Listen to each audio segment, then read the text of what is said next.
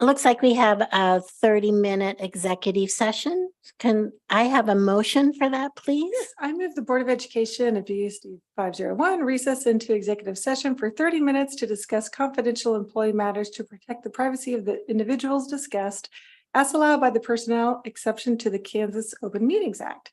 The board will return to open session at 6:02 in the boardroom. Dr. Anderson and leadership staff are invited into executive session. Thank you. I believe I need a second. Dr. Schumacher, thank you. And a vote, please. Thank you.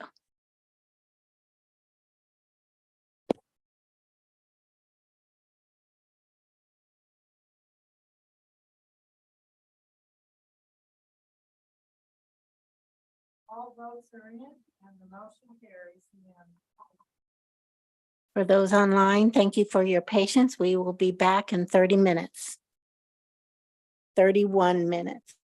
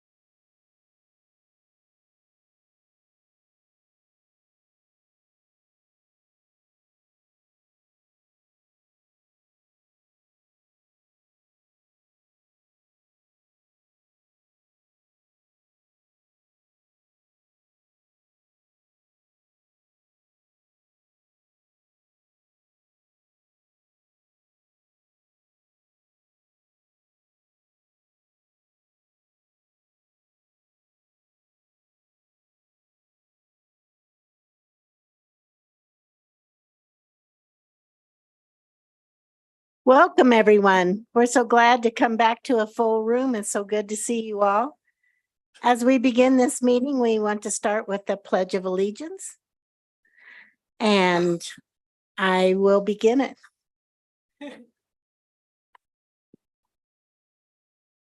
Are you going to?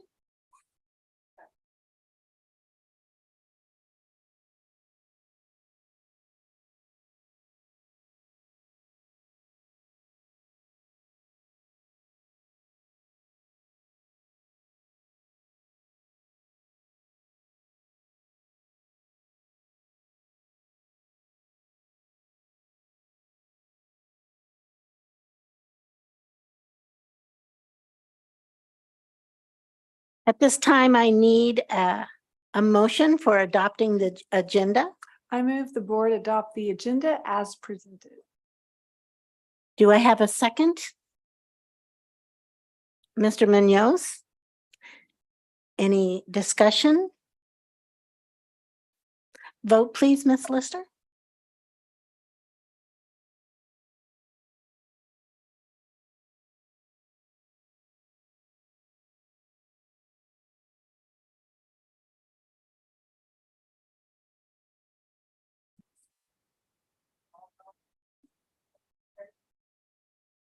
Thank you. We are up to school highlights, and this is an exciting evening. So, Dr. Anderson, there you are. I thought, uh-oh. No, I was so excited about the highlights that I jumped right on up as you were getting to the end of that. All right, so as we get started, we have our housekeeping awards. These are the cleanest of the cleanest buildings, and the principals are here and their staff. So I'm going to turn it over to both the incredible Mr. Nate Schaefer and Mr. Seitz to share a little bit about the awards and to take it from here. So, gentlemen. Okay.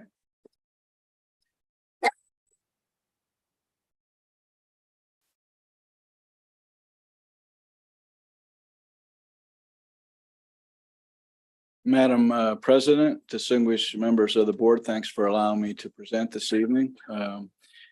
When we get to present each year the Housekeeping Excellence Awards, this is one of my favorite things to do because, again, the importance of our custodial staff, the importance of housekeeping in general got magnified over these last 3 years when, unfortunately, COVID came into play.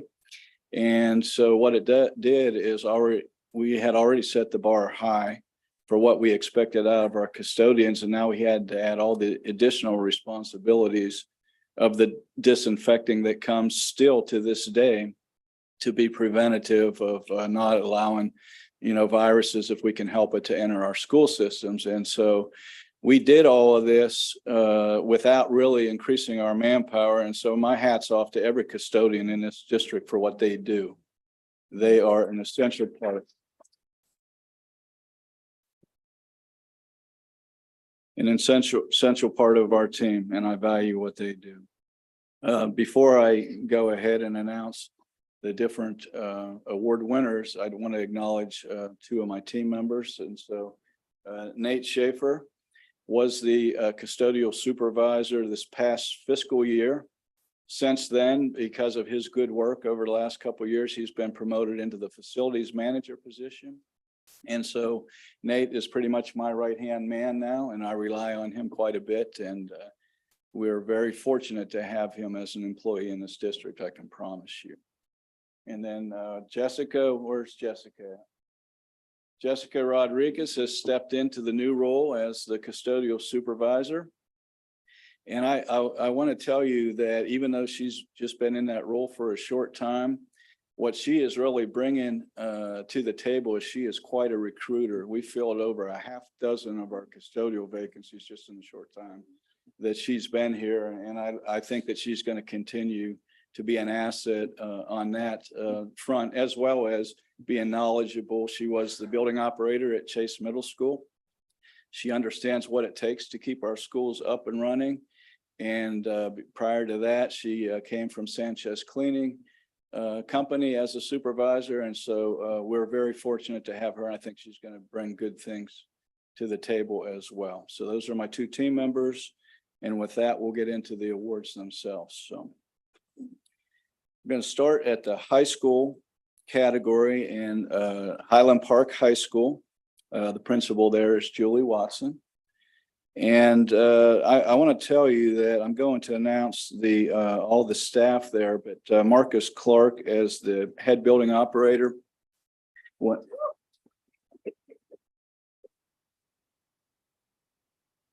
When I came into the district, Highland Park was a challenge to get that basically to where we wanted to from between Mr. Robinson, myself, and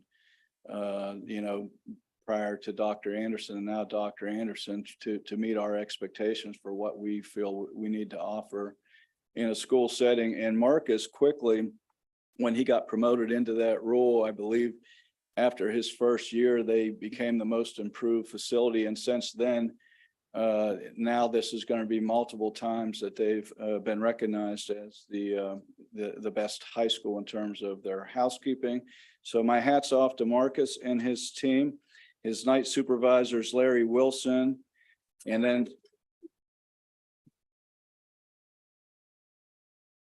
If they're here, could they stand, please, so we know exactly who they are?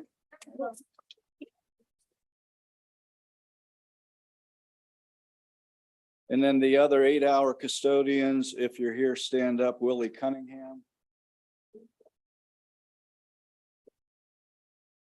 Keegan Funnel.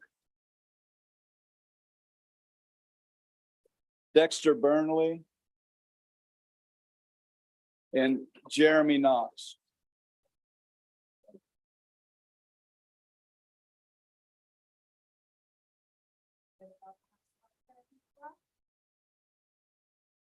It's just to echo what Mr. Seitz has already said. It's a great team there now. This is the second consecutive year that Highland Park High School has won the award for housekeeping excellence at the high school level. Marcus, that Mr. Seitz referred to, Marcus has been at Highland Park for going on 20 years. He has been the building operator for about 10. And I know that because in talking to his wife, who is one of our clerical staff there at school, I said, how long has Marcus been in charge? She said, well, why don't you clarify that? You mean in charge here at the high school? Because he has never been in charge at home and never will be. I said, yes, I'm talking about the high school. So she said 10 years. So it has been quite an improvement since Marcus has taken over the head building operator position there at Highland Park. And I really want to commend the work on the part of him and his team. And the fact that they are multiple winners now 2 years in a row. Congratulations.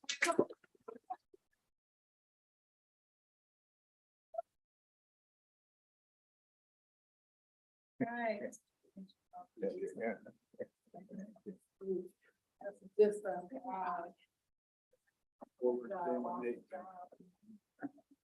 You end up getting another picture with the full board.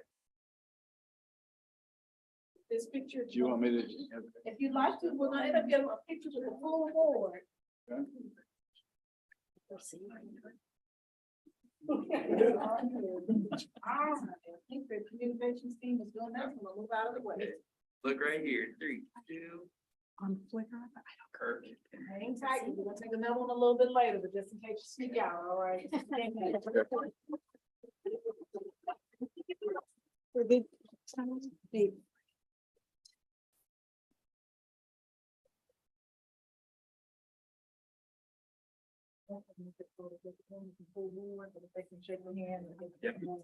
Okay.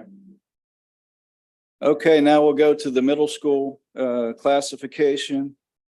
And this is going to be Robinson Middle School. The principal for last fiscal year was Tim Leffert, and now Raylene Strom has stepped in for this year. I want to brag again on Robinson. I kind of equate them to, for those of you that are sports fans, they're kind of like the UCLA basketball powerhouse under John Wooden. because they win every year pretty much. And it's a testament to Colleen Riggs as the building operator there for her eye for detail. She sets the bar high for the rest of our building operators in terms of her attention to detail. She's an outstanding building operator. And the rest of her team is her 8-hour custodian is Mark Garcia, and then the night sweepers, Jamal McMurray. So thank you for all your good work as well.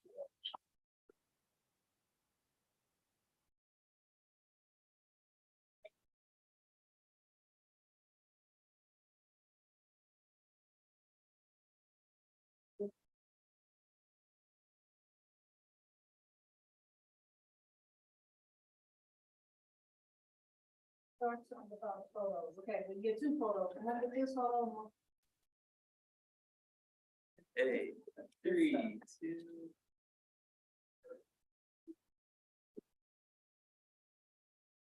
Dr. Anderson, I might like to add in the case of Colleen, you know, they have won this housekeeping award for 7 consecutive years.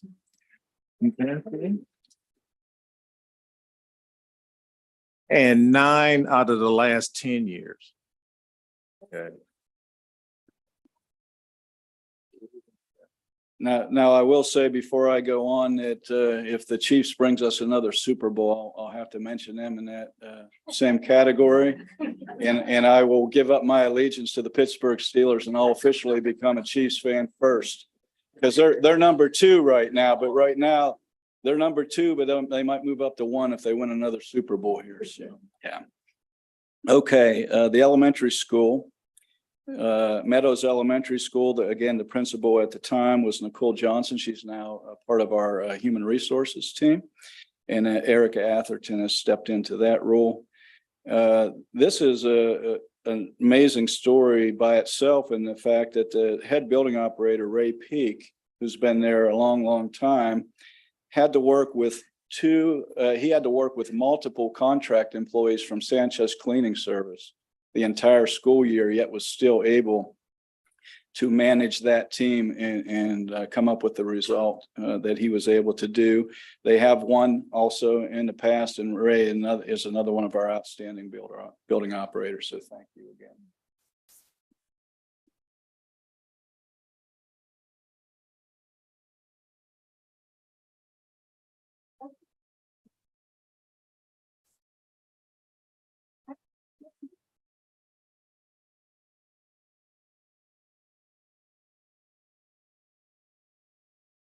You know, we checked and Ray opened Meadows back in 1996. And has And been it- multiple times. Yes, three. And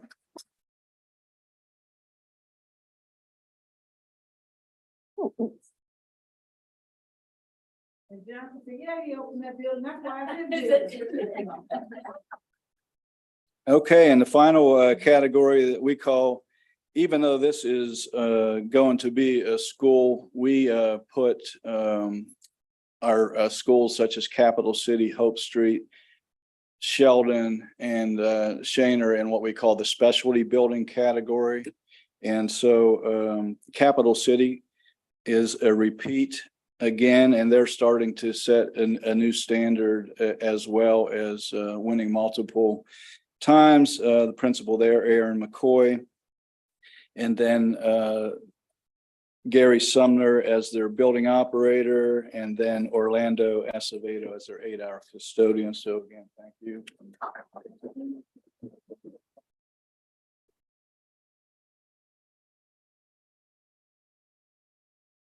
Aren't you love? All right. Congratulations, sir. Good stuff. Move out of your way.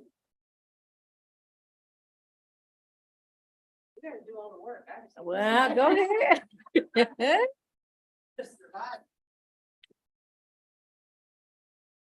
This is Capital City's 4th consecutive year that they won this award. Good stuff. How long have you been there, Ms. McCoy? 4.5 There you go. years. Talk about leadership. Excellent. Wow.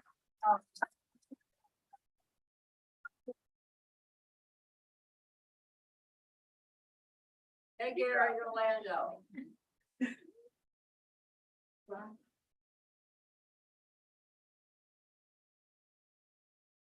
So this concludes my presentation this evening, and I'll open it up to for questions if anyone would like to comment. Do I have any? Yes, Dr. Schumacher. I just want to say thank you. This is, I think, probably the second of these awards that I've been through, and there's a lot of familiar faces from the crew from Highland Park and Robinson, and I think even Capital City also maybe had one last year.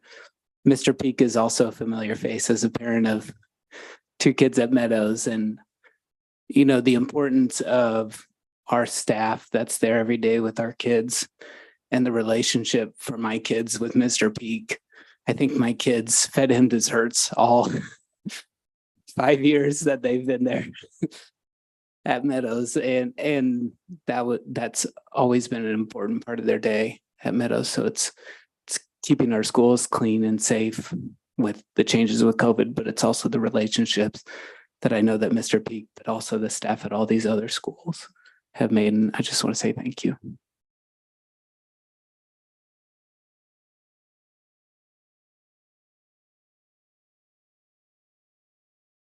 We just want to thank all of you, all your staff.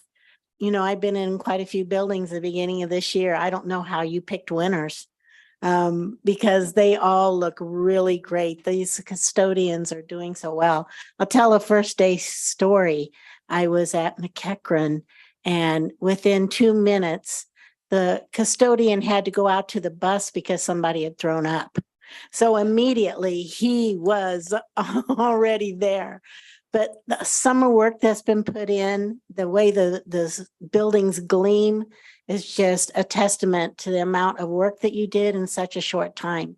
And we appreciate every single one of them. But tonight, it's wonderful to see our award winners. So thanks to all of you for making Topeka Public Schools look top rank. Thank you. Thank you And, very much. Miss Bully made me, I was thinking this too. How do you choose when everybody's doing such an amazing job? So we have a score sheet, and it will categorize everything from basically the outside grounds, hallways, classrooms, restrooms, and there's basically a maximum of a 4-point total that you can get in each one of those, and simply just add it up, and it comes very close sometimes with some of the different schools and buildings, but it's kind of an arbitrary process, and we always seem to come out with a winner each time. Do they each know cat. when you're coming? They're not supposed to, but I suspect that sometimes they might. Weeks. Okay. Yes. Thank you. We do it in the same order every year, so I could probably change it up a bit, but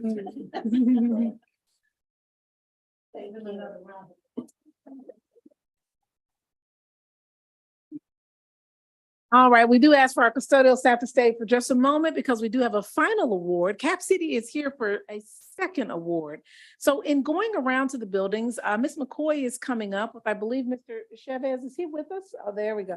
I was walking around Cap City, visiting all the schools and stopping in his classroom. I was blown away. I mean, this man, you got to go to his classroom. Blown away at what the young people were doing. It was absolutely incredible. With that kind of bit of a commercial piece, I said, okay, our board has to see this. This is really neat. I was thinking maybe board appreciation. That's like January, February, or teacher appreciation. They, same day, said, we have this already ready and it'll be ready in 1 week. So with that, I'm going to turn it over to Ms. McCoy and Mr. Chavez to talk about what they brought for you as a first day school gift. Yes, good evening, and it's good to see all of you, and happy new school year to you as well. This is the best part, is when these kids come back. Of course, I say that and the bags are under my eyes, but it's fine. I am excited to introduce to you Mr. Joey Chavez. Mr. Chavez has been with us since I got there, but he was a teacher kind of like in training. He was still in school. He was still doing the things, and he was doing the hard contractor work before this. And I tell you what, I think he would tell you that this is a lot easier to do than what he was doing, and it's easier on his body. And he also has 4 kids, and so he gets to spend more time with them. So I'm going to introduce to you Mr. Joey Chavez and let him explain a little bit about our program. Hello, good evening. So I've been there 7 years now. One thing I wanted to do was always wanted to make my shop a production shop. So I wanted to make pieces to sell to the community. Right now I'm working with Habitat for Humanity. So I hopefully will have a booth set up in the coming future, hopefully this year, to sell some of the products that you see on the back table. We have squirrel picnic tables, we have tool caddies, we have bandsaw boxes. What you were given today was a log box they pull out from the front. So it is kind of tricky. You have to move it around a little bit, but these log boxes are 5 cuts each, very simple to make. I was going to sell them for $10. So there's just about everything that I make will probably be around the $10 range. I've made flyers up for just about every product. Eventually, I will push that out to schools. We could put it to the Burnett Center first and then branch out to schools. What I don't want to do is get overwhelmed. So I think to start, I'm going to make a lot up and then just sell what I have, eventually taking orders. And So- I think they have questions. I mean, they are about as excited as I am when you It- see this. This is pretty amazing. It- And he opened up and had all these trees. So where you get the Sure. trees? I'm thinking this like comes like this. No, they're like in your So the limbs, I actually got a lot of them from my mother and father's house, and from a limb that is 6 foot tall, you could probably get 15, 20 of these. That's a good profit for the shop. What I want to do is turn around and invest in the shop with lumber, exotic lumbers, a lot of other tools and stuff like that. So I'm not where I want to be, but I'm a lot farther than where I used to be. So at this point, it's been 7 years. So I'm finally, ready to put these out for production. We do have a lower class size, so that's kind of where I just want to push out the ones that I've already made, rather than take orders, but eventually take orders and then sell some of the products from Cap City. But is absolutely blessed to be over there at Cap City. So thank you. They're gonna have questions for you. Sure. But Mr. Joey Chavez, for outstanding service to Topeka Public School students as a working instructor at Capital City, we thank you. Good, thank you very much. Thank you. And this one for your students, you did on the same award, but it goes to your students. Wow, as well. nice, beautiful. All right, with that, we're gonna turn it over to the board for questions you might have. And while you cannot take this, newspaper people, I'm gonna give this to you to see how unique it is, Mr. Garcia. We're gonna pass it around to the classroom. Turn it over to you on the board. I believe Mr. Munoz is going to start us off. This is pretty amazing. Help me understand, how do you envision the tools and the resources that you have in your classroom impacting students? What are they learning and how might they take that out in their future? So this is all practical, hands-on knowledge, which the students need. We are one of the last two wood shops here at USD 501. And so it's greatly appreciated that we're still operating and the students have that common knowledge to take them into their own house. That's one thing that I teach there. I teach introduction to industrial technology, woodworking principles, and residential carpentry. So out of all those classes, our students can go through all of those courses to build up not only introduction to hand tools with the intro class, woodworking principles, you do plans, designs, work from. Carpentry, you build up, we have a mock-up, so we build up a house from start to finish. So tremendous amount of knowledge for these students. Again, it's just a blessing that I fell into this position. Mr. Tatum. Thank you. Mr. Chavez, thank you also definitely for what you presented to us this evening. I'm going to have a hard time not messing with this the rest of the board meeting. Yeah. But also for your dedication to our kids. A couple of quick questions for you. Of these items that you have created and brought with you today, were any of your students involved in the creation and production of these items? And my second question is, what was it that made you want to make the transition from a contractor to an educator? Okay, so these projects are student assisted, so they're not made entirely by the students. One thing at Capital City, we work on relationships first, and then it's kind of controlling some behaviors after that. Then we can get into production. So production's a little on the light side some days we're working on it heavy. But you know, it's a blessing that to have them there. They will glue up. So the log box is circular. Sometimes it's a tough cut. I will make a lot of the cuts. Then they will glue that together, sand it. So it is student assisted. There are some projects that I might take a little bit more control over, just so they come out clean and don't have to remake something. So definitely students are touching just about every project, helping with every project that we make with all the projects here. When did you come to us? And so I came over here. I was actually working in Lawrence at all the work area at 19th and Iowa. Big operation down there. I was working in the winter time and I was up on the rooftop. It was freezing. My body has kind of taken a little beating from my military service and I was wearing out. Actually went home. I asked my wife, I said, I'm tired. She says, why don't you look online? So I look online for a different job. And then I ran across Capital City, knew nothing about it, didn't know I had an associate degree. So when I went and had the interview, I applied, had the interview. They looked at the associate degree and all the years of service and hired me on, at which point I continued to achieve my bachelor degree and got it in 2020. So graduated out of Pittsburgh State. Yeah. The only problem, I never got to walk. That was the pandemic year. I was in school for 10 years. I probably should be a doctor, but it was going. So I have 4 children, course by course, class by class. So it was a long time coming. I had my associate degree 2016 and then fell into this job 2017, at which point in 2020, I graduated. But it was the best advice my wife ever gave me. I tell you, it's amazing. Thank you again. Yes, you're welcome. Any other questions? Maybe you can walk with Cap City this year. Yeah. Yeah, I like that. We so appreciate this gift and the explanation of what's happening there. Sure. I had one question. Mhm. So I know the work that Capital City does with our students. Is there any point, like at the end of the year, where the kids are taking over a little bit more of the project? Sometimes. So my advanced students will definitely take off on building the majority of it. And it all depends on the makeup of the day. Our days are Yes. day by day. It's sometimes tough, sometimes easy. But that's the thing. Towards the end of the year, they do develop a little bit more, obviously, through the course, but still we're just low numbers. Just the smaller class size, we don't have 20, 25 students to really make the production happen. I'm also working with T-Calc, and then Mr. Richards over there is working on some items.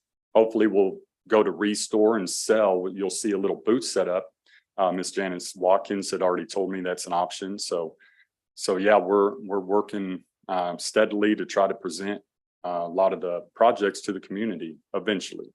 We'll start with schools first, but yeah, the production does increase towards the end of the year. But again, it's mainly relationships first and controlling the days that are not nice to the students. So Thank you so much Yes. for giving so much of yourself to Capital City, because those students need somebody that they know they can trust and they see every day, and you don't give up on them. yeah, and So we it's appreciate that. it's amazing opportunity, and every day I walk in the place smiling. I don't want to leave. I could stay there working with wood for hours and hours. And I It paid is a him to say that, so. Yeah, Yes. I tell you, it is. He gets paid really good. Can we- Yeah. Can we clone you? With that, we're gonna take a 5-minute break, and that gives the board the chance to see to see all of the items that are displayed, as well as have photos with the discussion custodian, since you're already standing, why don't you come on to be the first person on up? So we're followed by Highland Park. For people online, we're going to take a 5-minute break for some photos and we will be back soon. Thank you.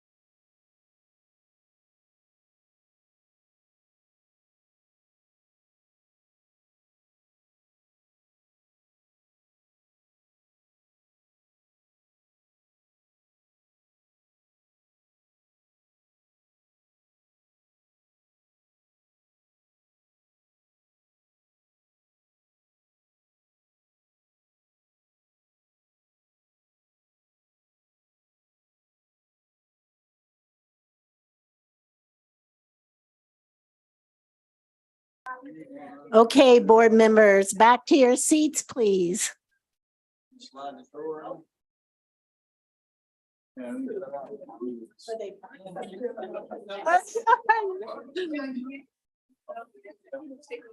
Board members?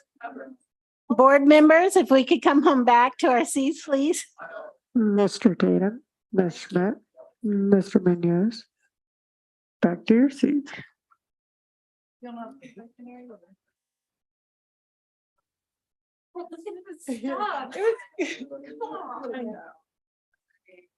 Yeah, we're party poopers. Pretty exciting. Don't get that much excitement here at our meetings. Mrs. Lister, do we have anybody for public comments tonight? Thank you. So I will need a motion for disposition of business by consent. I move the board approve the items of business by consent as presented and authorize the board president or superintendent to sign the special project and purchasing contracts for and on behalf of the board. Do I have a second? Mr. Tatum, thank you. Any discussion, any questions? I just did want to thank the HR department for all the hard work they did, as you saw on our board docs of all the people that have been hired. So we want to thank them for their efforts. Vote, please. The vote is open.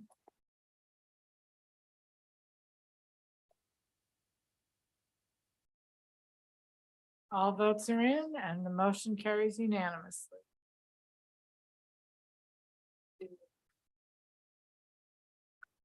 At this time, I am moving number 20 up in the agenda. So that we will have the opportunity to have a discussion around the items being presented. So it is policy committee report. All right. Thank you. Yeah.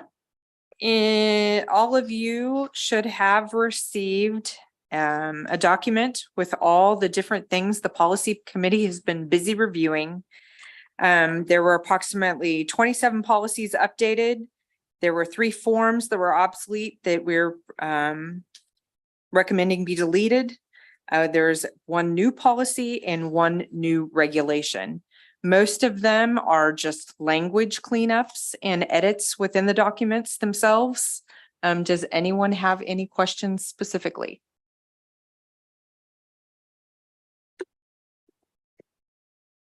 Mr. Munoz. Well, not so much a question, but it might be good for us just so that everybody is on the same page in terms of what is that new policy? What is that new regulation? Just so that we're on the same page. Yeah, if you go to page 3, the new policy is listed, number 27. It's closing a school building policy.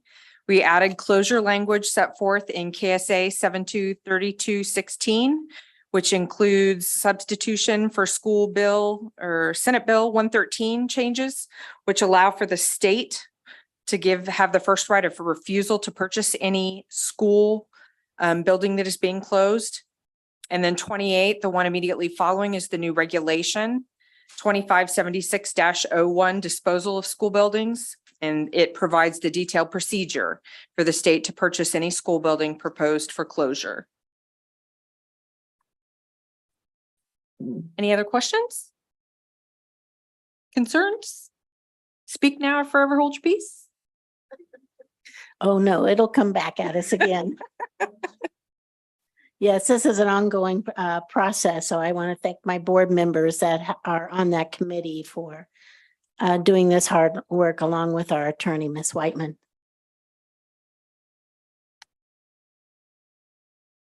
I got to get back. Thank you for that report. Next one is grant permission to publish the notice of hearing and exceeding revenue neutral rate for our 24 budget. You have been here before, so we have heard a lot. Maybe we'll have some questions. We'll see. Good evening. Good evening. So yes, we are here this evening to ask for your permission to publish the revenue neutral, exceeding revenue neutral notice and the notice of hearing for our September 7th board meeting. So we've cleared a bunch of hurdles the last 6 weeks since we kind of started talking about this budget. Yesterday, the deputy superintendent, Shawnette and Angela and myself met with Dr. Neuenswander at KSDE, walked through our budget, heard some news about him today. I'm shocked and upset about, but I think he's going to retire on us. And man, that's a lot of knowledge that's going to be leaving that Kansas Department of Ed Finance Department. So great guy to work with, but reviewed our budget, had no comments or no changes. And so I think at this point, we're ready as a team. One thing, Shawnette, we've been through this hours and hours. And Shawnette, this is the first time she's ever said this. She said, I feel like this is my Picasso this year.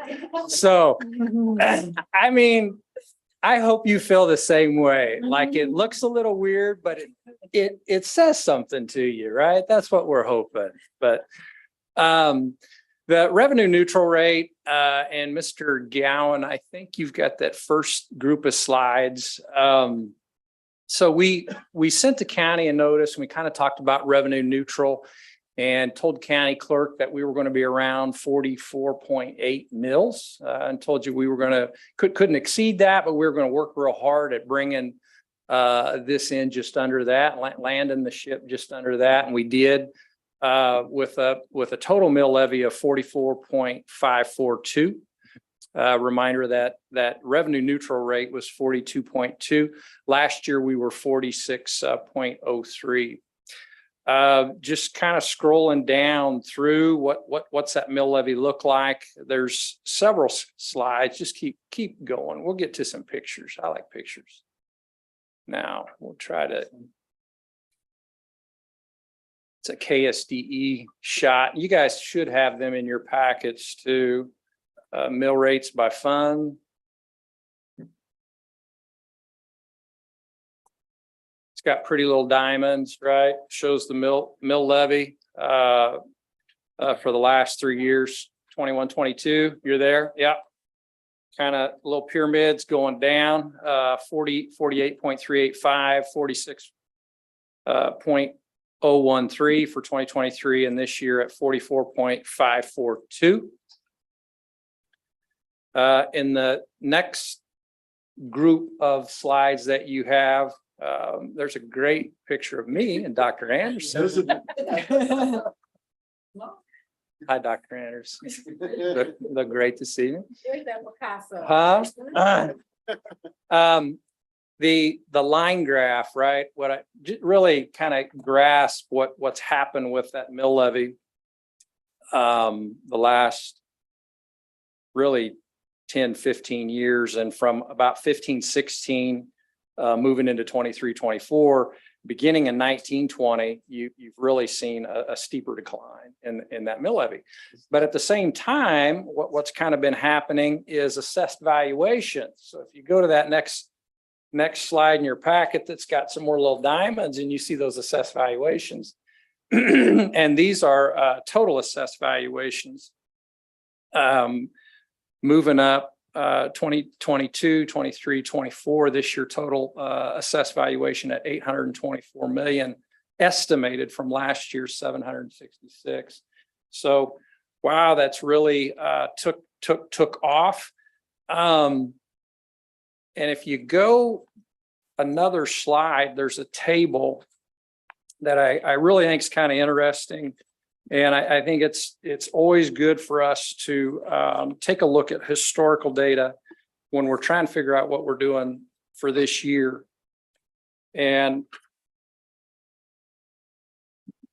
it's the table that's got the assessed valuations for about 20 years. Everybody see that one? And you can kind of see average annual growth rates. The last 3 years, we've been about 7.25, but then, you look at the previous 5, previous 10, growth rates under 1%, 1.5%. You can see in that group of years, they go backwards too, right? They don't always go forwards, but this has been very unusual. So these valuations increasing at the levels they are.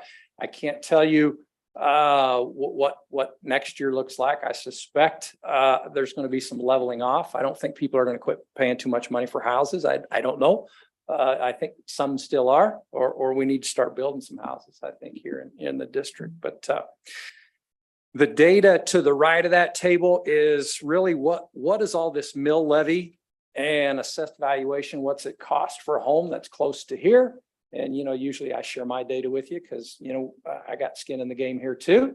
So I think it's kind of nice for you to see last year, kind of reminder, I cost the district, cost myself $1.05 with where we set our mill levies and those assessed valuations. This year, around $57, all total. With that, most of that is the general fund, right? So that revenue neutral rate for us, the mill levy was 18.288. Well, we can't levy 18.288. We got to levy 20 mills. So $1 million of our $1.4 million increase in property taxes is in the 20 mil general fund. Okay. I'm going to ask this question. Are you able to bring it up on the main screen? I don't know which charts he's referring to. I downloaded the ones from the. So in your email, I pulled the two up that you had from mine. And as we go on, board members, are you able to see? Yeah. Okay, so since you have it, just for the public, we'll proceed on with having an opportunity to see who the team members are who did all the work in the background, and then we'll just attach that document to the board information. So if you go on the board meeting, you'll see the minutes and you'll see the attached document that they're referencing. That allows you to continue, and we'll attach that later for those that are in the public watching on live stream. Those are some very pretty pictures. I don't know if you've had pictures that colorful and pretty before. We got some good ones. So, We and really that's the do. only time when we can't see that. So with that, and if you want to re-email it to them while you're here. No, it's there. I'm looking at it.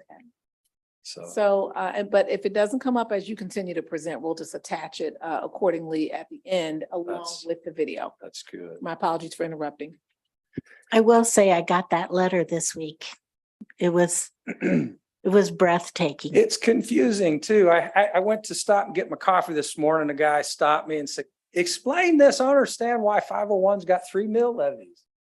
And I said, well, we got 3 different assessed valuations because that's how the school finance formula works, right? We have an assessed valuation for the general fund, right? Because we back out some of the dollars, right? We back out the first $40,000 of your property for your the general fund mill levy, that 20 mills. So we have a general fund mill levy. We have a capital outlay mill levy, again, per the finance formula, per the laws they've passed the last 5 years. We have a capital outlay mill levy, which they push in, pull out TIFs and other things. And then we have the total assessed valuation, right? Everybody in without anything being removed, the total valuation. And when you look at that 860 or 824 million, that's all the property values. But our general fund valuation was around 600, and after they backed out the 40,000 this year, our general fund assessed valuation estimate was right at 678,000, and the capital outlay assessed valuation for 23 estimated right at $846,000.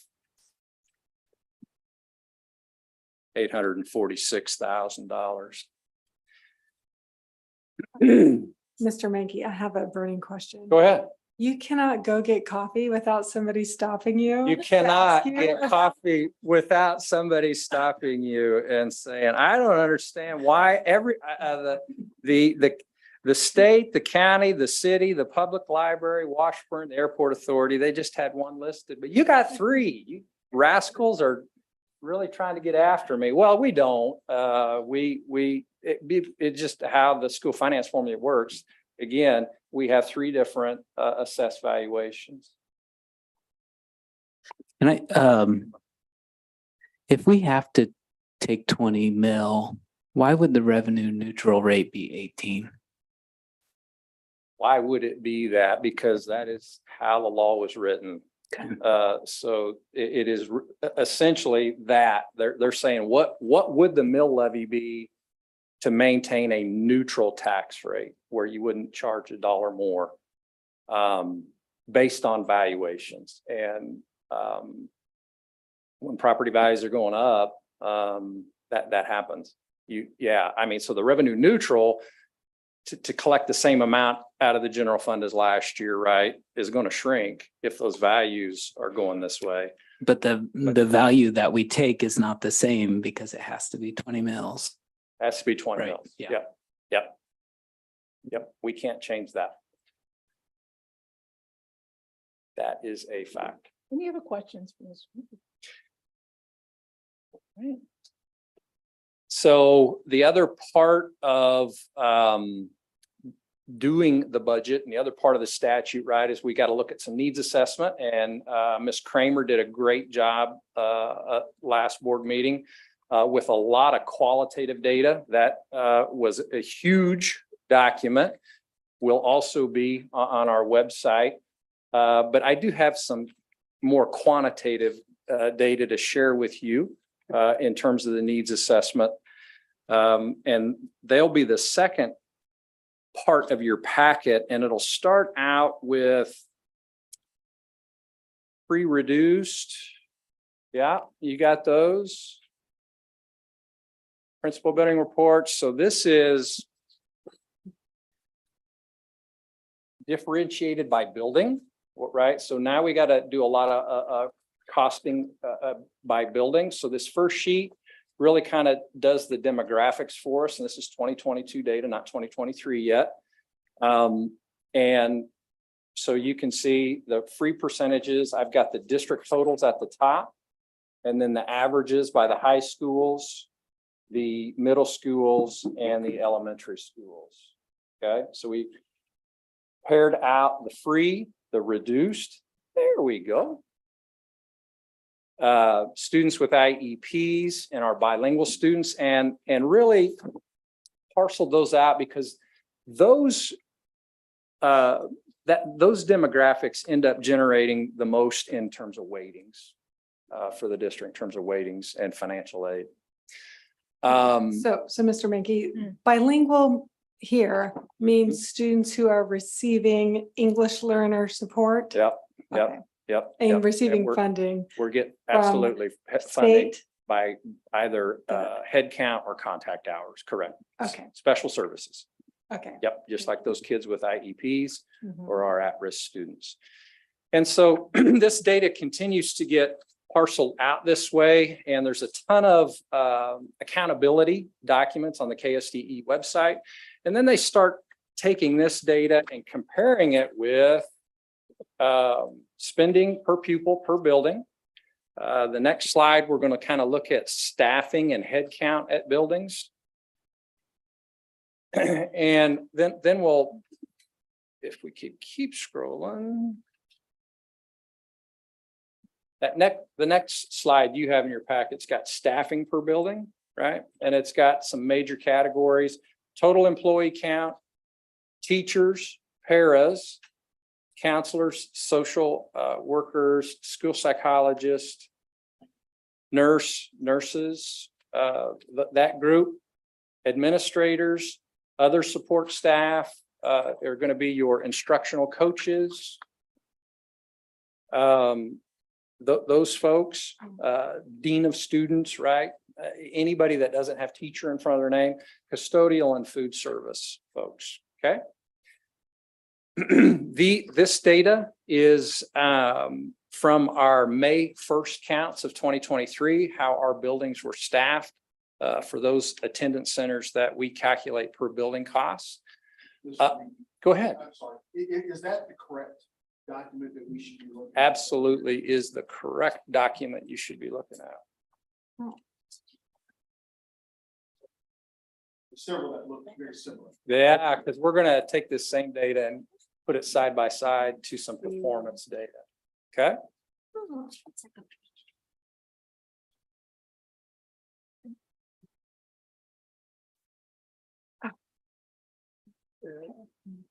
All right, so that's folks per building, right? That's teachers, paras, counselors, administrators, other support, custodial and food service. We go to the next sheet and we're going to take those same folks and just look at student to teacher ratio, student to para, student to counselor, social worker, health, and student to administrator. And right, these are raw data. I know you're going to look at that and go, I seen a biology class had 32 kids in it. How in the world had we at 15? This is just number of teachers divided by number of kids. Right, it's not class specific. It's number of teachers by number of kids based on the audited head counts. Okay.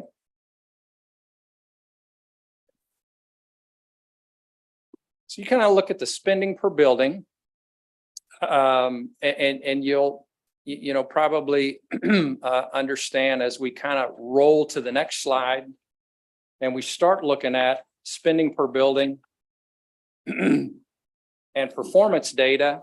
Right, you can compare it to student teacher ratios, student para ratios, and make some assumptions. Are they assumptions that I think you could make globally for the RNR or the Code 99 in terms of the entire budget document? This is a little more granular than that. But I think here's the nice thing, really, what I want you to understand about this is you're getting these tables and this data about 17 days before we hold our hearings. So you got a lot of time to look at these and give me a call and ask me questions about things that look funny or may look interesting to you.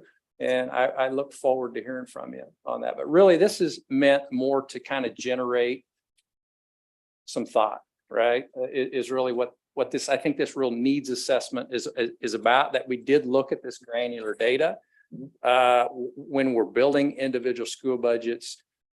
Is there anything in here, quite honestly, that Shawnette or Angela or I, or we would have went to the superintendent or deputy superintendent and said, hey, we need to make some wholesale changes here? Not really. But it is interesting, right, to see that cost data and then look at it compared to the performance. And this performance data is right out of the Kansas Department of Ed website, right? We all 2022, right? Level 1, 2, level 3, 4, just reminders, right? Level 1, kids not at grade level, not college career ready. Level 2, kids that are working at grade level, not college career ready. Level 3, kids working at grade level, college and career ready. And I believe level 4 is working at above grade level.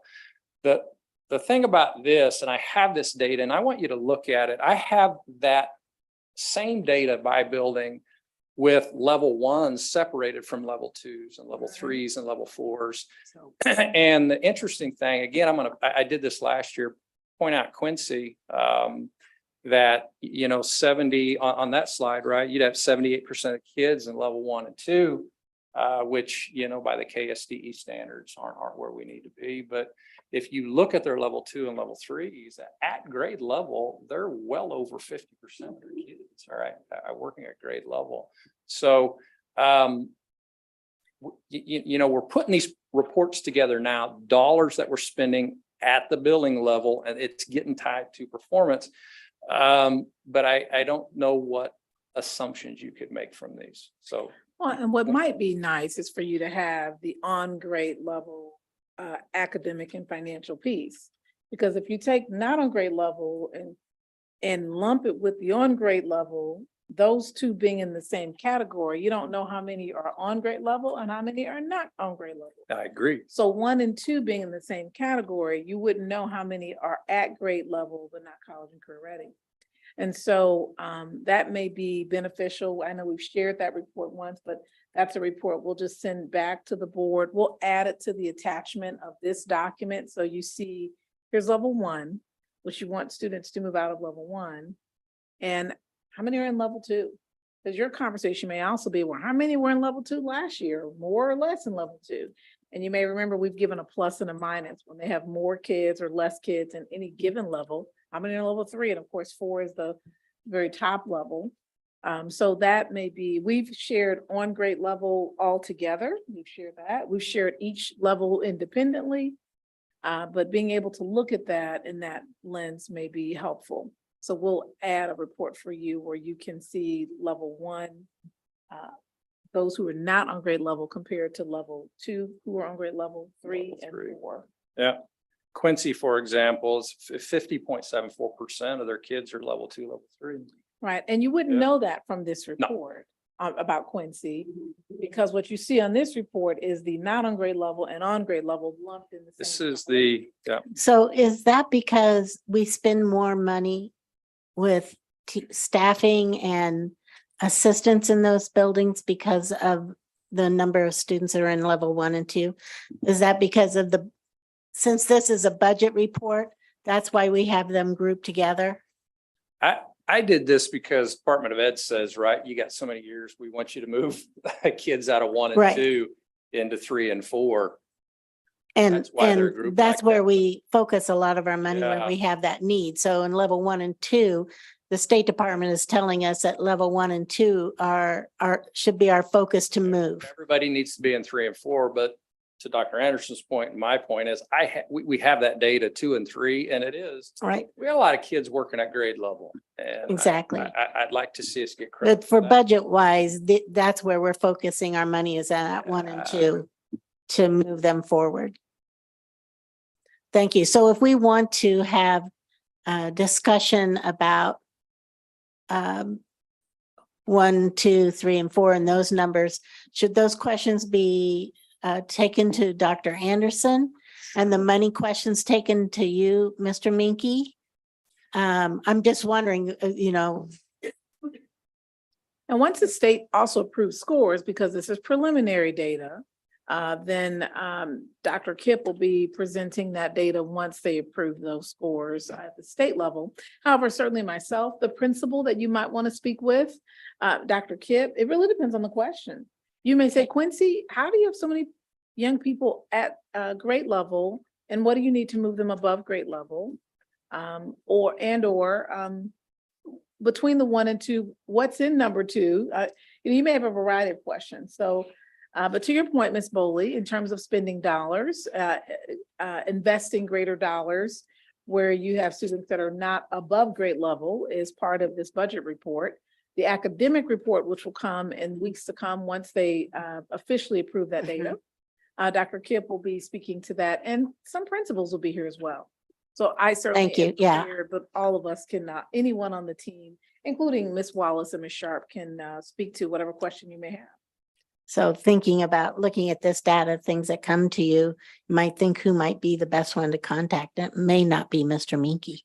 Probably not. Although I've seen the data in his office and he has it all. I can tell you really what the costs are per building. And I'm just, we know that it's going towards, Highest needs. finding some correlation between the dollars that we spend and performance. But is that a staff issue? Is that a demographics issue? That's, I can tell you what we spend. I can tell you what the demographics looks like, what the staffing looks like at a point in time. But then it's tougher to figure out what to do, right? That's why we need Dr. Anderson and her crew. But folks are looking at the cost per building, cost per kid, and they're wanting to look at the data, right? Performance data, and say, what's the correlation? Is there a correlation? And are we spending enough? Are we spending too much? Those are the kind of things I think that will get bannered about, particularly as we move towards a new finance formula in 2027. Thanks for that clarification. Yep. So in the last slide in your packet, really, it does the same thing, looks at performance data, cost per building, and compares it to the demographic data, right? Is there some correlation to performance? Is it not staffing? Is it more demographic related? Is it, related more to that free reduced column, the IEP column? When you look at buildings, some are higher than others for sure. But I do think demonstratively, those areas at risk,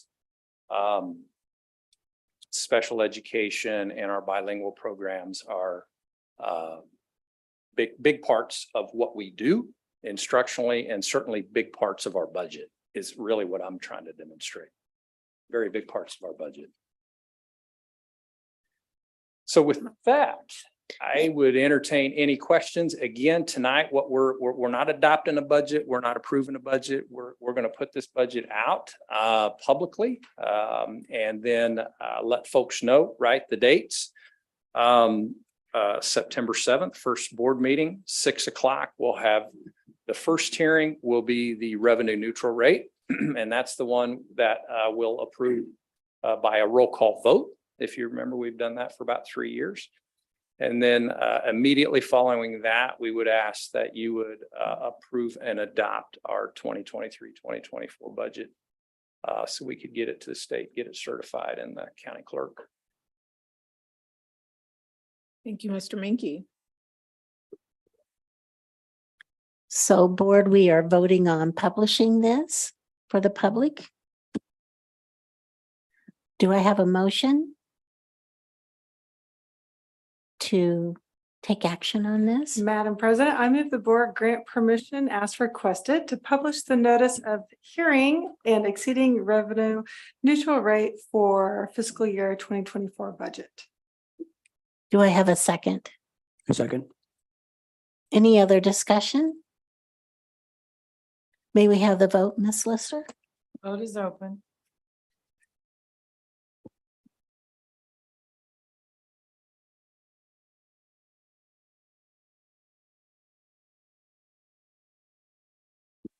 All votes are in and the motion carries unanimously. Thank you. Thank you. Mr. Minky, thank you for you and your team for putting this together. Oh, Ms. Schmidt. Yeah, I just want to say it is a Picasso. Beauty is in the eye of the beholder. And I am very thankful that you are blessed with the gift of numbers and finance and Excel sheets, because not all of us Right. may have that gift. Yeah. So we are very fortunate to have you. Thank you. I do okay right up to this point. After this, I promise you, Shawnette and Angela are going to have to get this into the school buildings because that's what they do. And I think they know who you are, but you want to introduce yourself and your Shawnette, team? and- I'm Angela Dean. I'm an accountant, and I work with the early education program. It's probably a budget of between 9 to 10 million. And I am Shawnette Mansfield. I'm the Director of Budget and Grant Accounting here for USD 501. I also supervise our payroll. So that's what I do. Double duty, yeah. We have some incredible people behind the scene, and so that you know who they are by name. You all are They exceptional. work with the grants, and Thank grants are you. messy. That, from an accounting standpoint, Head Start is, it's a chunk, awesome. Awesome. That's what she awesome. said. Yes, That's a great- ma'am. That's a great.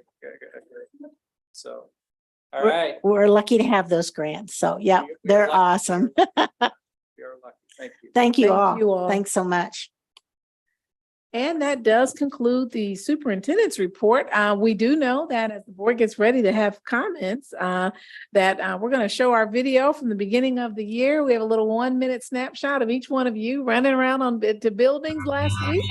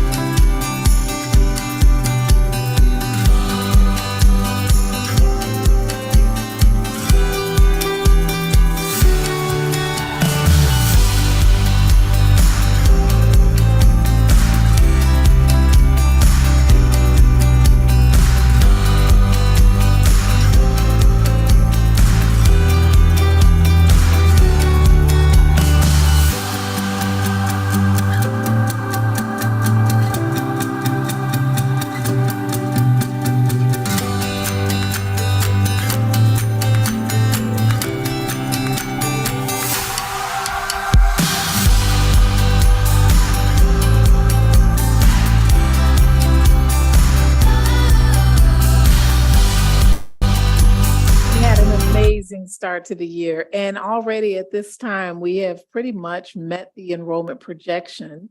We were about 16 students away, I guess, a few hours ago. I'm sorry to see if Dr. Kip is here. Oh, he's not in here right now. And we're about 16 students away 4 hours ago.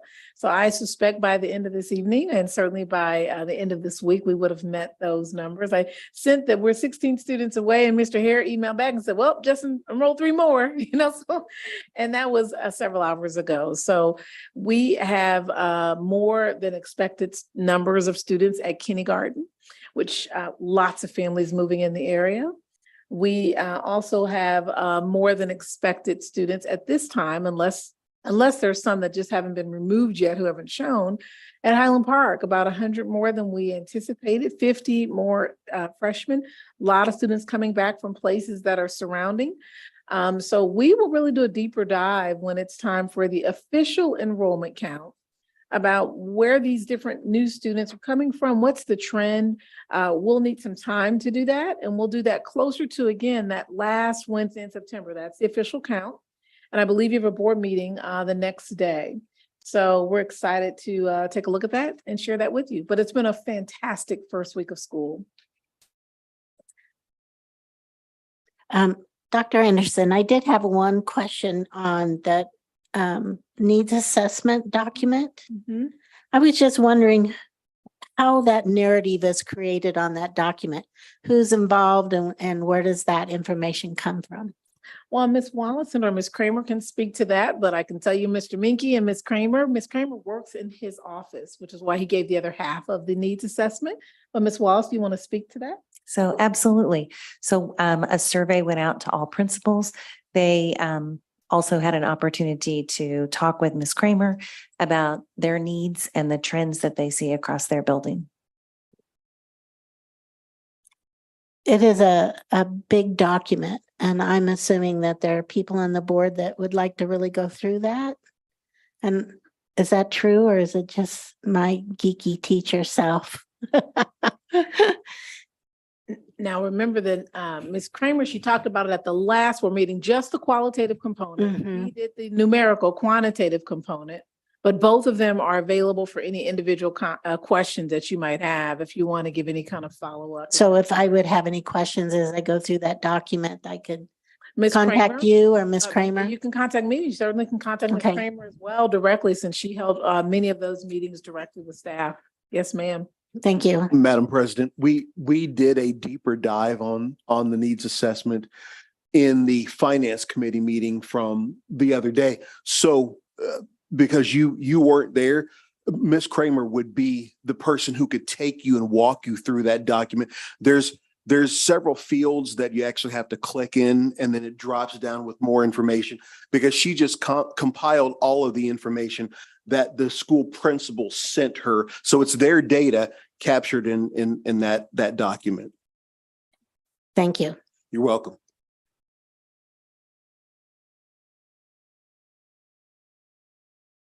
We are to comments from the board members, and we'll start with Dr. Schumacher. Usually I get to warm up a little bit with Dr. Bonebrake, so I feel somewhat unprepared. We had personnel committee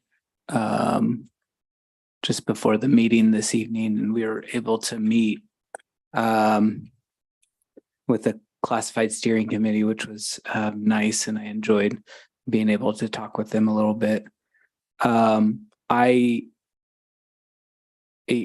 the video showed, I feel like the more pictures I take, the crazier my face looks in those pictures. But that dad, I was at Jardine with Mr. Hare on Tuesday to welcome the 6th graders. One of mine who very much loves Mr. Peak is now at Jardine. But I saw that dad at Jardine, and then on Wednesday, I was at McEachran and saw that dad at McEachran. So it was a fun surprise. And I was obviously very excited from that picture. But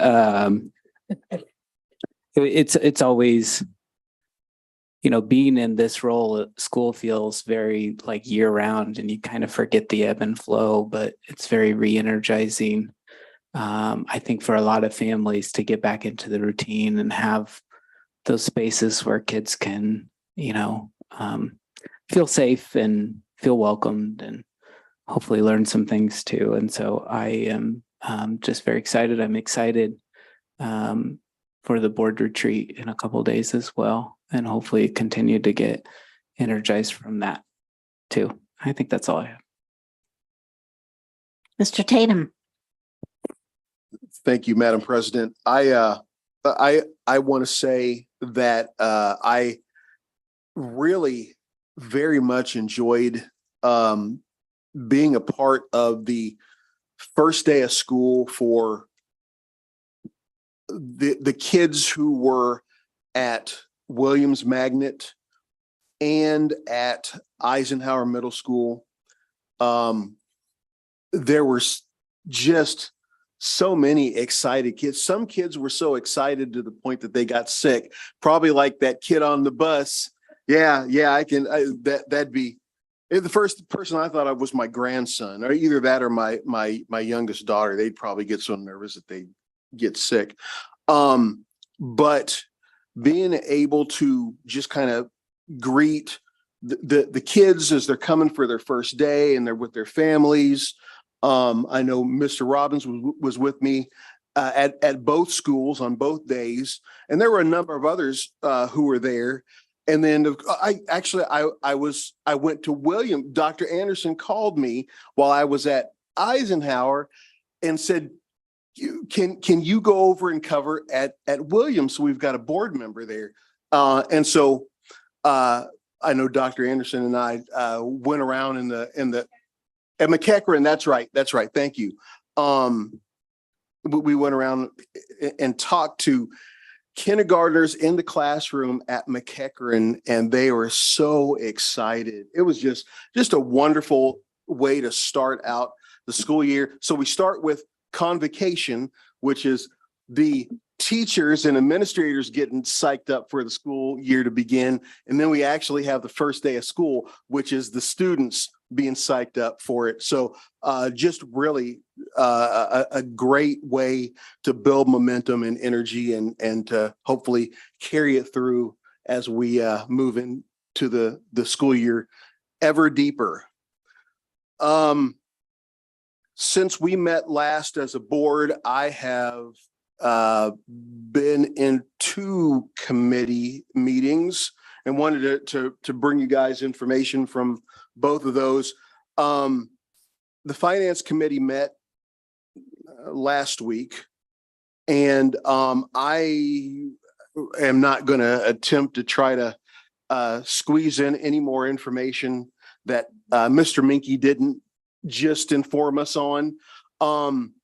Ms. Kramer was also there, as I mentioned just a few minutes ago. So it was very informative. I was the only board member present at the Finance Committee meeting. So I kind of feel the weight of bringing all that back to report to all of you now. I will say just a couple of takeaways from that committee meeting.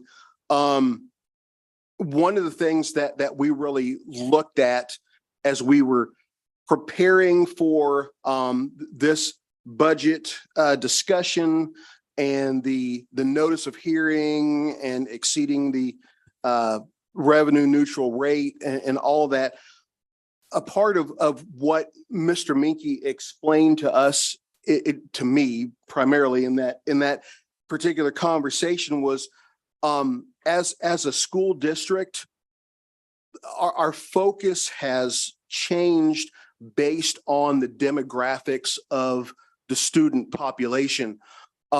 We are at this point dealing with about 1/3 of our students in general education, about 1/3 of our students with having some sort of behavioral emotional accommodation, and then the other 1/3 are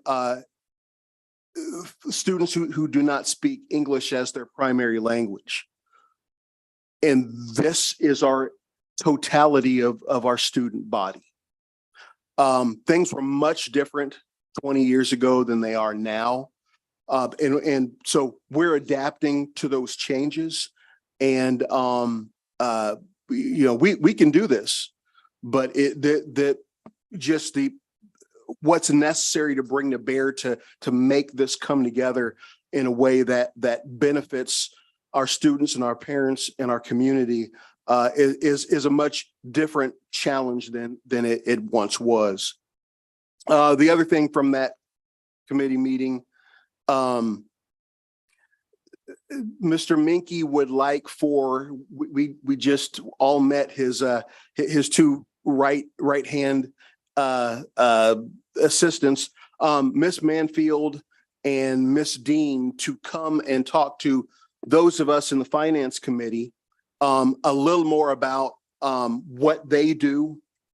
So they'll come at some point and kind of take over the finance committee meeting and make their presentations. And when they do, we'll be able to bring that information back to the full board and give everybody a greater understanding of what happens in the budget office.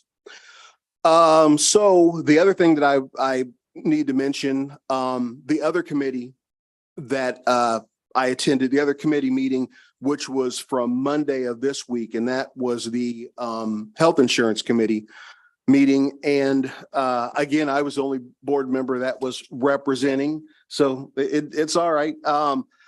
Just a few takeaways that I wanted to share with everybody from that particular meeting. There was a really good conversation about how we want to support new hires when it comes to health insurance onboarding.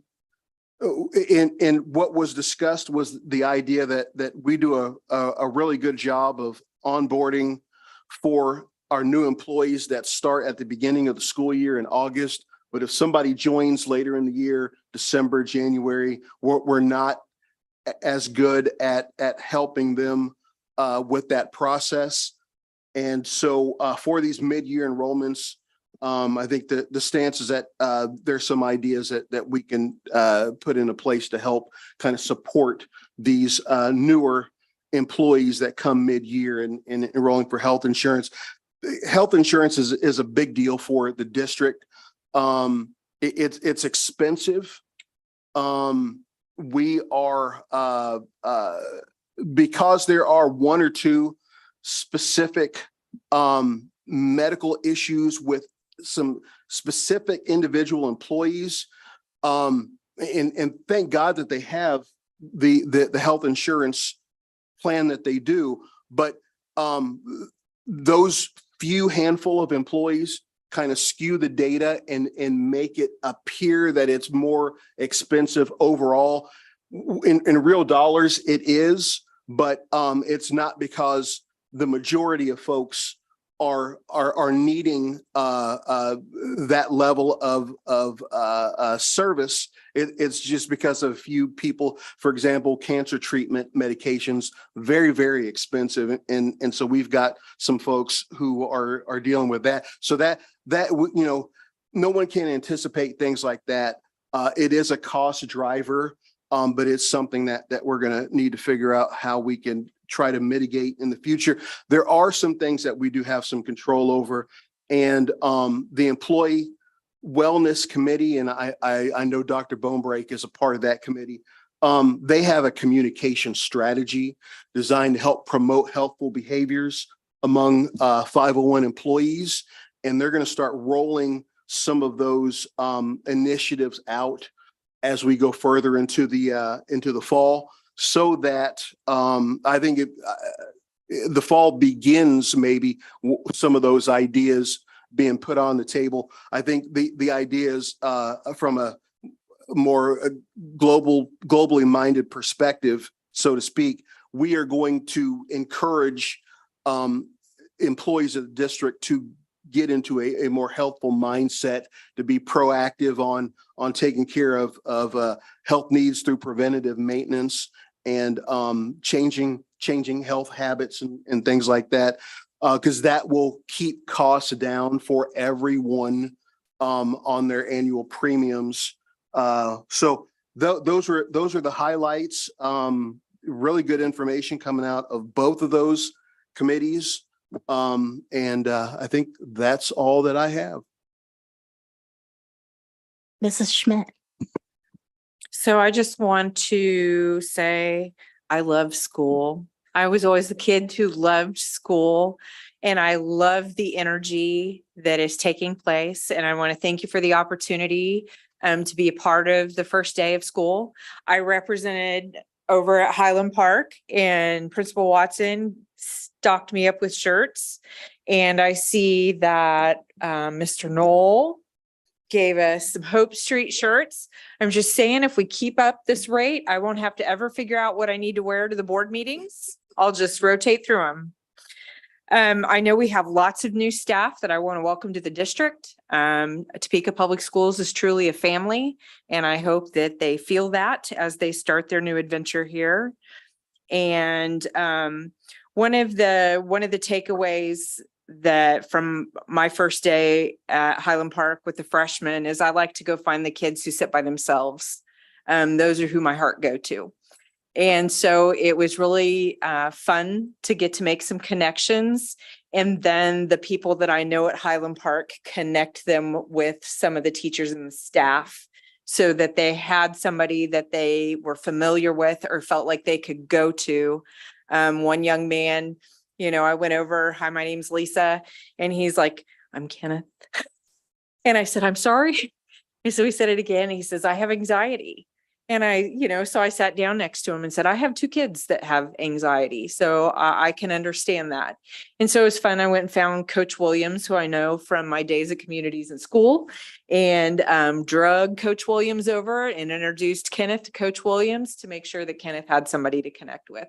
So that's the other thing that I just ask, that people in all the excitement and energy as school starts, be aware and watch for those people that might be sitting by themselves or might not be so eager to run up and sit in a group.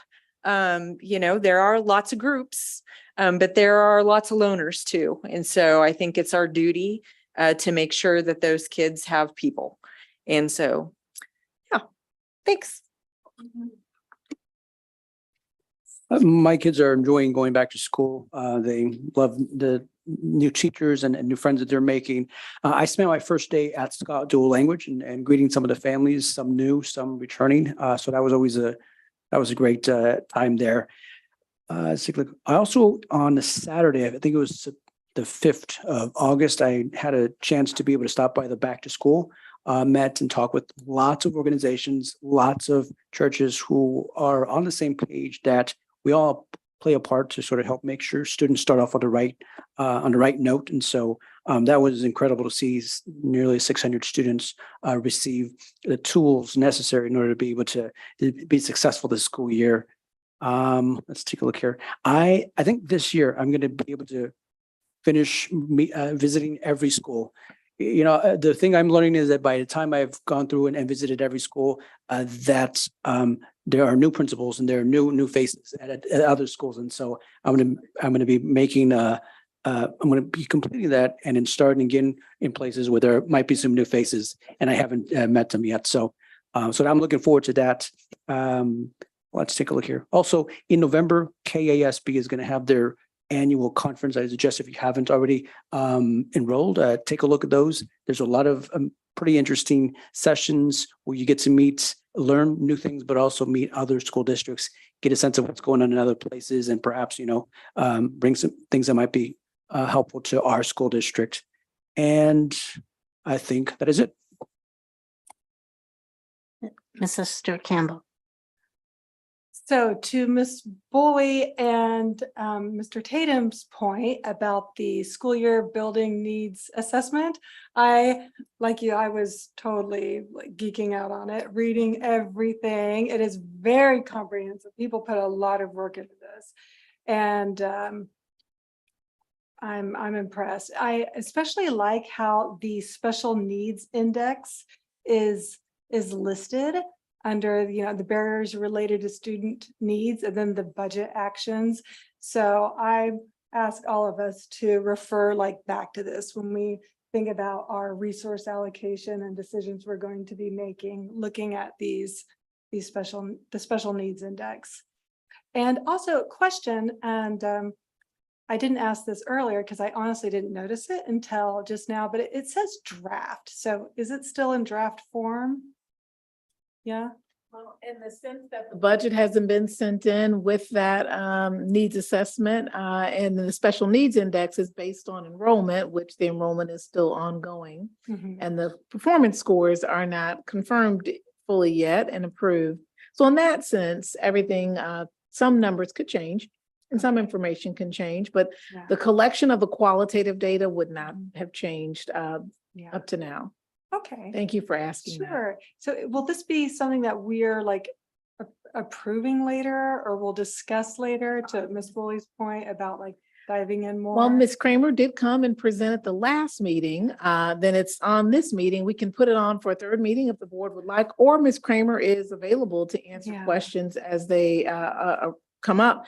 Right now, at the next meeting, you'll be approving the budget and the needs assessment, because the needs assessment is connected to the budget. So that's the approval process. I see. Thank you for explaining that. Yeah, I'm good because I feel like it's all written very well, comprehensively here in this document. So. And she will come to the next meeting as well, so that if between now and then you think, when she presented, I didn't notice this piece, but now that he's presented and she's presented, here are some other questions. So she'll be in the audience at the next meeting as well, when you're approving the budget.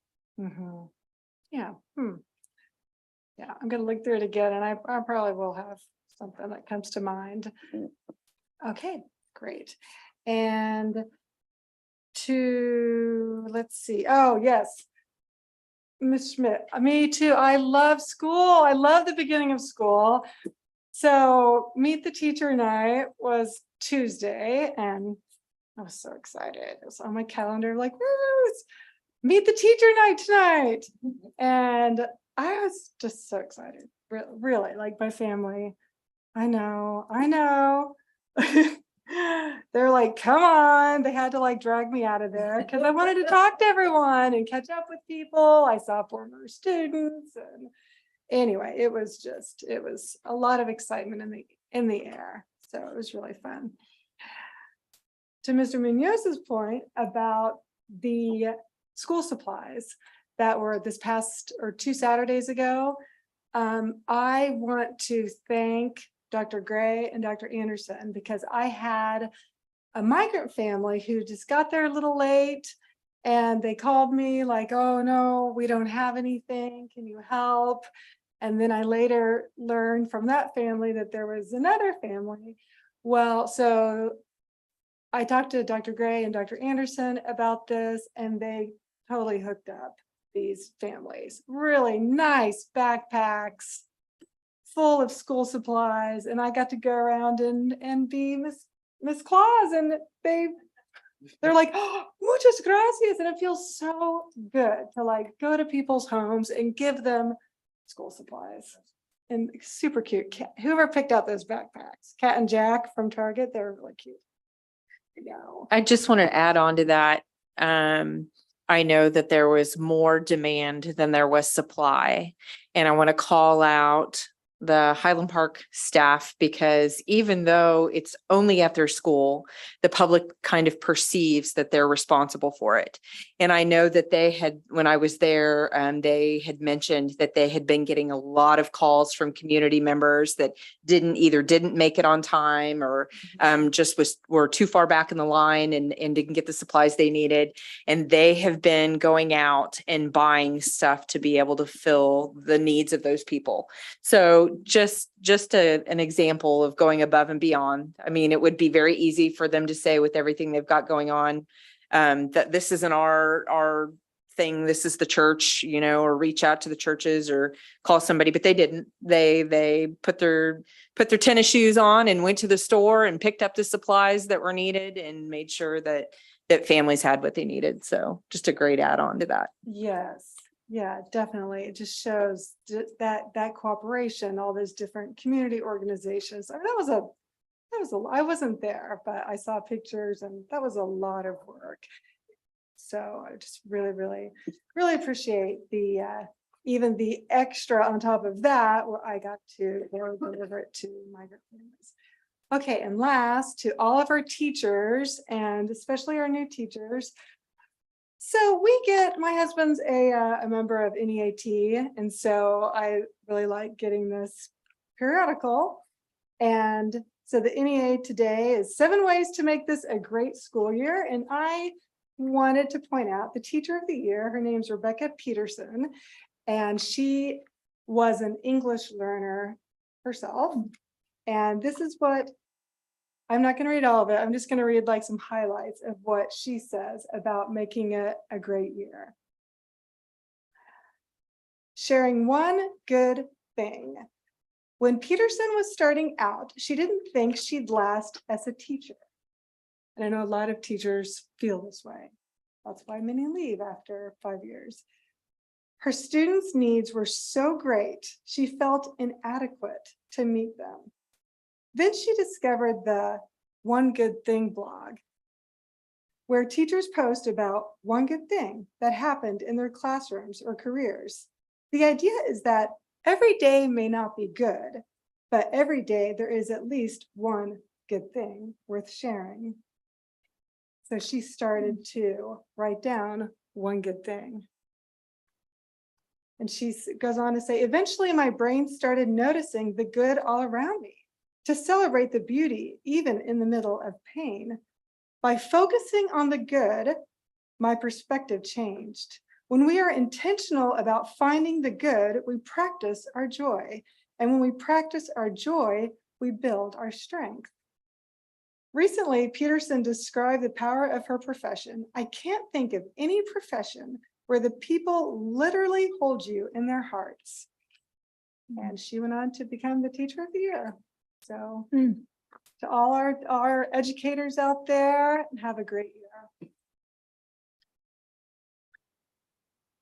On the supply piece, if I may, Madam President. Yes, we are please. Thinking about the Expo Center that was mentioned, it's amazing that Marcus and his team clean up after 700 people trampled the floors that were just waxed.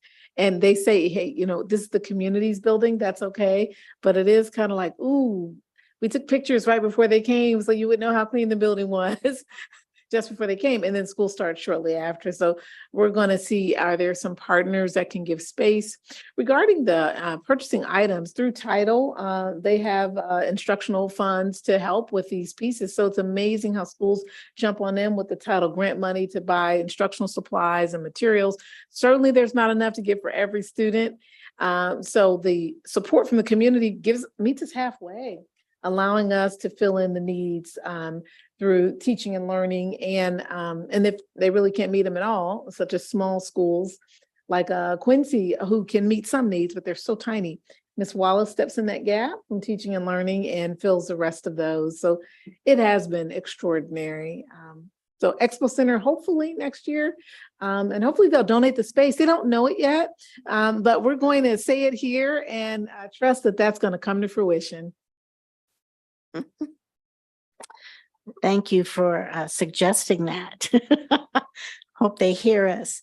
Well, speaking of the school supplies, I've noticed that so many churches and Advisors Excel have been showing up at school buildings with supplies.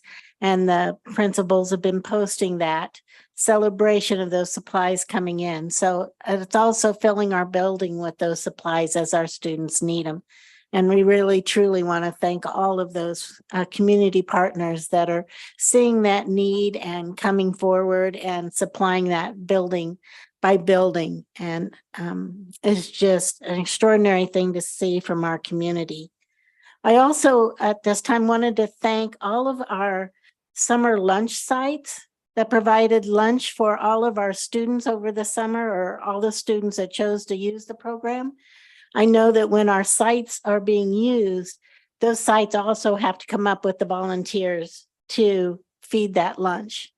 And our district supplies the lunch, but they have to have the volunteers.